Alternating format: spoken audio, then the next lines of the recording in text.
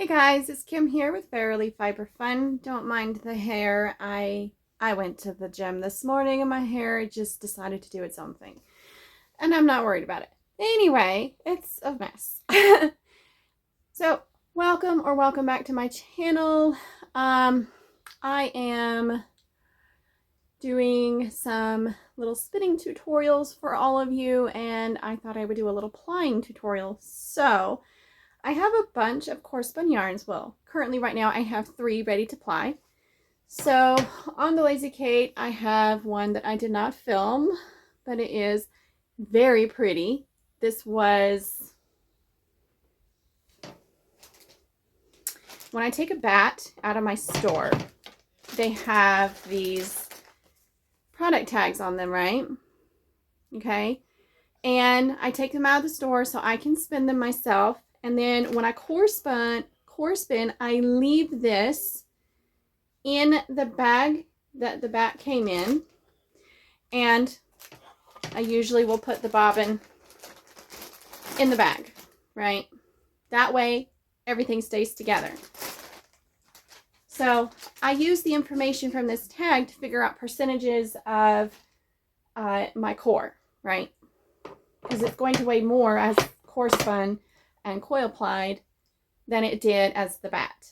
So I do that for my records, because I am selling this yarn and percentages are required according to, I don't know, the US government or whatever. I don't know. I just know that you need percentages for your customers to know how much of what is in their yarn. So if they want to use it in a project that they then sell, they can keep going with the percentages. I'd rather just say, oh, it's got this, and this in it, you know, a mile-long list of what's in it. But no, we have to have those percentages. So I'm trying to comply with the rules because they're there for a reason. Might not make sense to me, but, you know. Anyway, on to the fun stuff and no more rambling. Okay, so here we have the Mr. Squeaky, my spinny cube, and I've got a random bobbin on here. I've got my take up pathetically loose. I'll tighten that up just a little bit. If I can get the leather band in here. It weaves in and out of this little thing, and sometimes it's a pain. I don't want it too tight, I don't want it too loose, and I forgot my plying core, of course. Okay.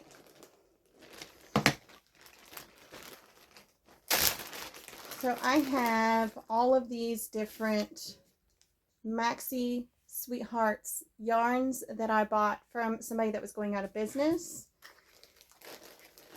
And I just use these as my plying core. They're nice and slippery, and they're strong, and they do really well. And I've got so many different colors. Got a few different colors, but I've got a lot of them. And I'm trying to decide what color. No, I don't want the gray. I think I want this one. I think it'll be the least amount of contrast. So I'll just use that one. I don't want a huge amount of contrast because I want it to be fairly invisible with the way I am coil plying. Now, there is some controversy of which terms should be used. So I spun this clockwise, which is Z-twist. That was great. Way to go, Kim. So I need to, come on. Okay. This does not want to work. Let's try threading it a little different.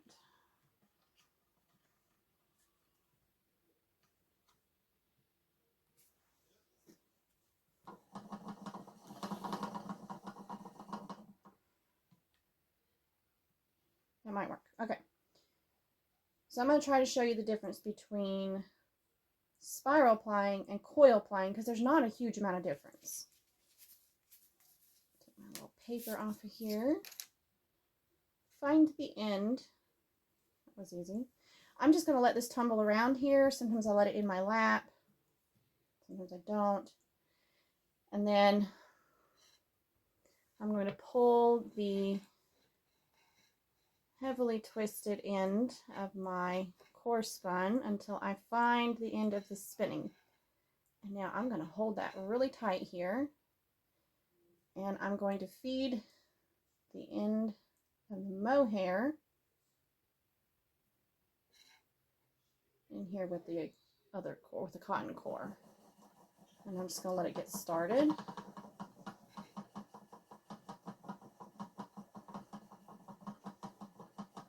And right now I'm just regular 2-plying. Okay. Try not to let go of any of this twist here. And now I'm going to let it start coiling around. Okay, this is coil plying. I'll have to move the camera a little bit closer for you.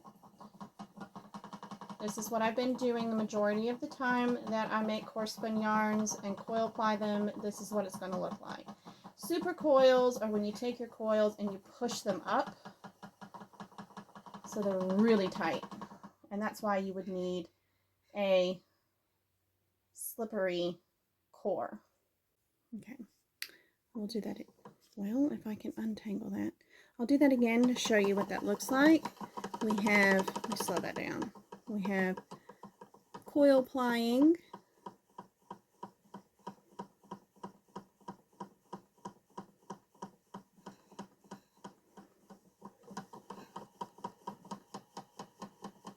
Okay. And then we have super coils.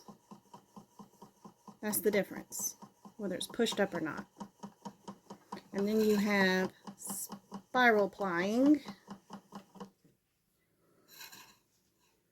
which you can see the core very, very clearly, the plying core, when you do the spiral plying. So here we've got coils, and here we have super coils.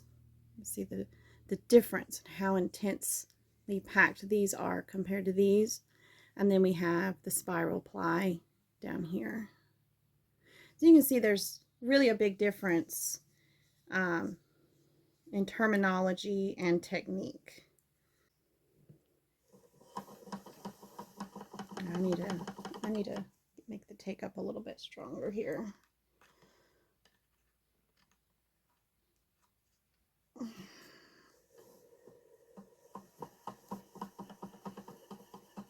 we go, much better.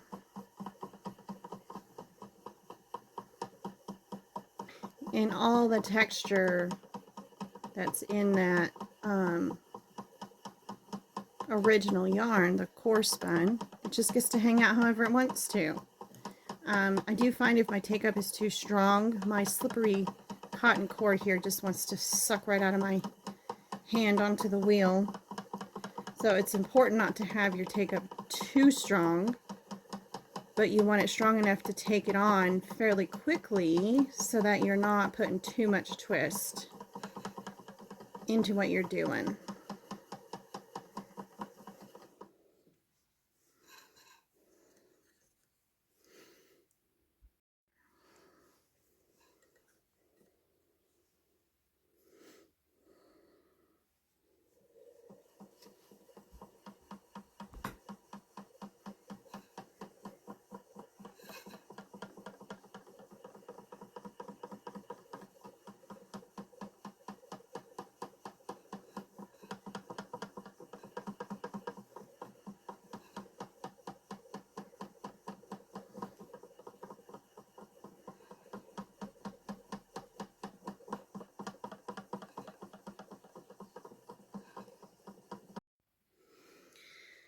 So I like to use the spinning cube for multiple reasons. One is the bobbins are humongous. It holds a ton of yarn. This is the art wheel, and it does hold a ridiculous amount of yarn.